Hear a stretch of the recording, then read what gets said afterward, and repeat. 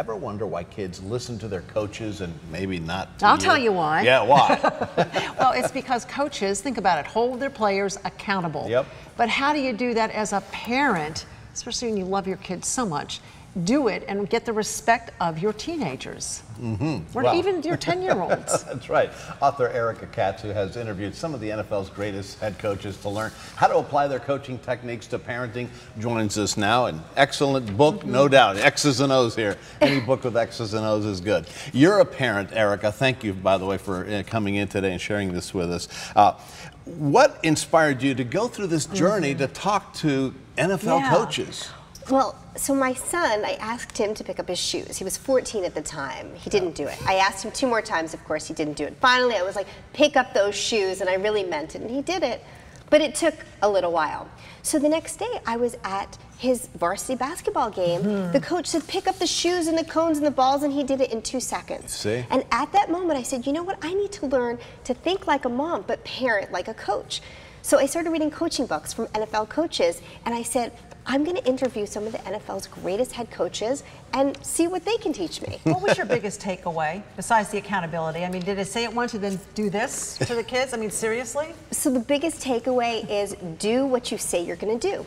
So for instance, we say, oh, if you don't do that, I'm going to smash your phone. Right. Well, we're not really going to smash their phone because then they need a new one. So you're not really going to do that, so you won't follow through. So instead, give a consequence that you actually want to do. Like, say, if you don't do what you're told, then you can't go out with your friends, because that doesn't really hurt us so much. Right. It's just one night. Do we want to go down the list of coaches? I think we have time for just one, but let's see where we go. Well, you want to go with Jimmy Johnson? Yeah, Let's go with him. So I interviewed Jimmy Johnson, and he said, regardless of whether you coach with fear or you're a player's coach, every coach has to command the respect of the team.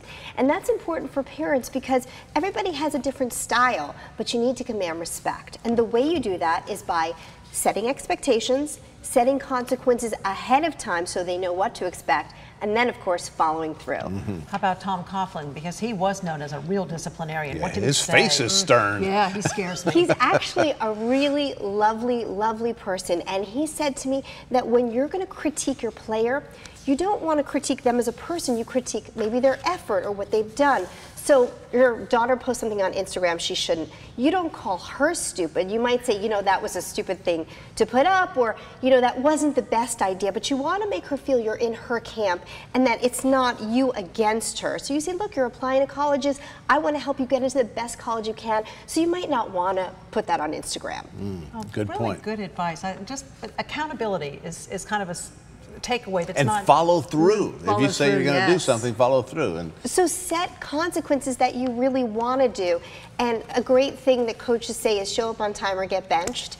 And what does that mean? You set a 12 o'clock curfew. If they come in at 12:15, next week it's 11:45. If they don't come in at 11:45 the following week, then they don't go out. But then they learn that you mean what you say. And that's accountability. And that's in life because we all have to be on time. So the new Erika, pick up your shoes. It's not done. What do? Do you ask them 2 more times, or do the shoes disappear? I'm just wondering how. So I don't want to throw at those sneakers because they're kind of expensive. So Right. I say, if you don't pick up your shoes, then you're not going to go out with your friends because that is what he holds dear. Just like with a coach, they take away the playing time. For me, I take away his playing time with his friends. I'm going to get in my kid's helmet when I get home.